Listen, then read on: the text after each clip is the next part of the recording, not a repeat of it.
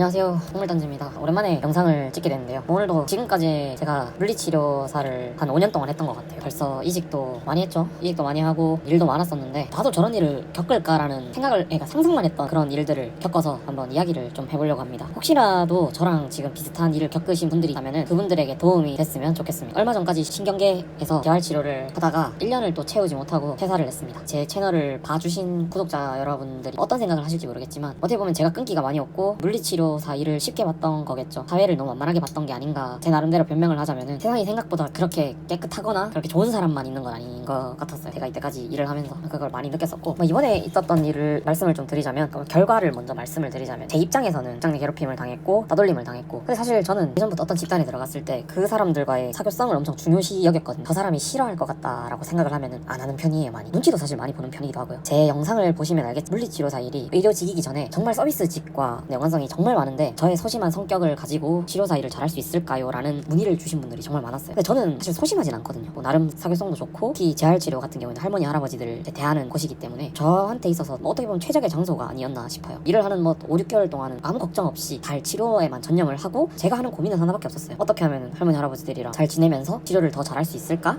그런 고민밖에 없었는데, 어느 순간부터 제가 간과하고 있었던 게 하나 있더라고요. 그게 무엇이었냐면은 바로 직원들 사이의 사교성이었어요. 신경계에 다니시는 분들이면은 다 공감을 하실 거예요. 아마 이거는 한두 명이 치료를 하는 공간이 아니라 많게는 30명, 작업치료사 선생님까지 다 합치면은 진짜 30명이 넘는 그런 넓은 곳에서 다양한 치료사들끼리 부딪히면서 치료를 하는 곳이라서 사건사고라고 하면 좀 이상하다. 하여튼 에피소드가 참 많은 곳인 것 같긴 해요. 정말 소문도 많은 것 같고, 저는 그게 관심이 별로 없거든요. 특히 남자분들이 그럴 거예요. 내 일이 아니면 관심이 없는 분들이 정말 많아요. 저는 특히 심하고 좀 어느 정도였냐면은 같이 일하는 선생님들끼리 폰 번호도 한 명밖에 없었어요. 저랑 좀 친한 남자 선생님 한 분. 그분이랑도 연락 개인적으로 주고받은 적도 없고, 6개월 동안 일을 하면서 사회에서 만난 사람들과 친하게 지내는 것은 생각보다 힘들구나라는 생각이 많았기 때문에 배쳐가는 것은 아니나 깊숙하게 친해지고 싶다, 이런 생각. 알다시피 신경계 쪽은 남자가 귀하고 여초인 직장인데, 제가 부서를 이동하게 되면서 유일하게 제가 남자인 그런 부서에서 일을 하게 되었어요. 거기서부터 일이 조금씩 발생했던 것 같아요. 제 이야기만 들어보는 게 아니라 상대방의 이야기도 들어봐야지 제 잘못을 따질 수 있겠죠. 제 입장만 말씀을 드리자면은, 신경계에서는 항상 옆에 가만히 있기만 해도 A, B, C라는 사람이 같이 일을 하고 있으면 A, B가 모였을 땐 C 욕을, B, C가 모이면 A 욕을 하고, 또 A, C가 모이면 B 욕을 하더라고요. 사실 저는 말하는 걸 정말 좋아하는 사람이긴 한데,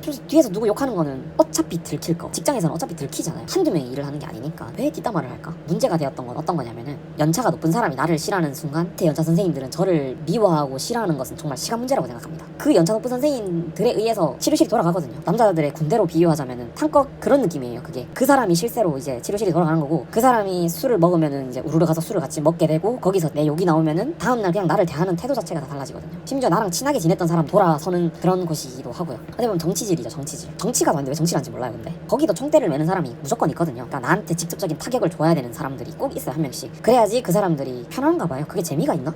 재미가 있는지 편한지는 잘 모르겠고, 제가 이 영상을 올리면 이제 그 사람 대충 알 거예요. 내가 그랬는지 안 그랬는지. 그리고 만약에 지금 신경계든 물리치료사로 일을 하고 계신다면은, 직장 가서 남 얘기는 칭찬도 안 하는 게 저는 맞다고 보거든요. 그 칭찬으로 인해서 저를 안 좋게 보는 사람도 있었어요. 제가 다녔던 병원은 성비가 여자 8명이면 남자 2명? 그 정도밖에 없었던 곳이고, 남자 선생님들이 다 위축되어 있는 그런 공간이어서, 저는 옛날부터 할 말을 하고 살았던 성격이기 때문에 실장님한테 바로 찾아갔죠. 부서 옮겨달라. 여기서 도저히 못하겠다. 그 사람들한테 받았던, 제가 3개월 정도 그 이야기를 들었고, 그걸 솔직히 당했다고 생각하죠. 제 입장에서. 결국에는 실장님 귀에 그 얘기가 들어갔고, 그런 이야기로 인해서 소문이 또 나게 되고, 그 소문은 그 사람들 귀로 들어가게 되고, 그 사람들만의 뒷이야기가 나와서 그 이야기는 다시 저한테 타격을 주고, 그런 식이에요. 그리고 제가 제일 참을 수 없었던 건 그거였어요. 그 중에도 저랑 친하게 지내시는 분들이 있을 거 아니에요. 그분들한테도 피해가 가더라고요. 저를 감싸는 순간 그 사람은 이제 아웃이 되는 거죠. 어떻게 보면 제가 제일 별난 사람이었던 것 같아요. 저로 인해서 다른 사람들이 제거 아닌 제거를 당하게 된 거니까. 그래서 제가 한마디를 한 거예요. 그냥 그분도 제가 연차는 있지만 보통 신경계든 어디든 치료사 선생님들끼리는 다 존칭을 쓰잖아요. 저도 존칭을 쓰고 그분도 존칭을 써야 되고, 치료사들끼리 욕하거나 이런 건 절대 안 된다고 생각하거든요. 저도. 근데 전 욕도 들었고 참다가 갔어요. 그냥 실장님한테 가서 이건 도저히 있어서는 안 될 일이다 말씀을 드렸는데, 이미 여론이 저를 안 좋게 몰아가고 있었기 때문에 제 말은 귀에 들어가시지도 않았어요. 이럴 거면 실업급여라도 해달라. 저 나가겠다. 그럼 제가 제 발로 나가겠다. 또 실업급여 그 키워드 한마디에 저는 이상한 소문이 돌기 시작한 거죠. 어떻게 보면 제가 경솔했어요. 그 실업급여 이야기를 꺼낸 것 자체가. 그렇지만 저도 먹고 살아야 될 거 아니에요. 결국에 그 소문이 돌기 시작함으로 인해서 저는 그냥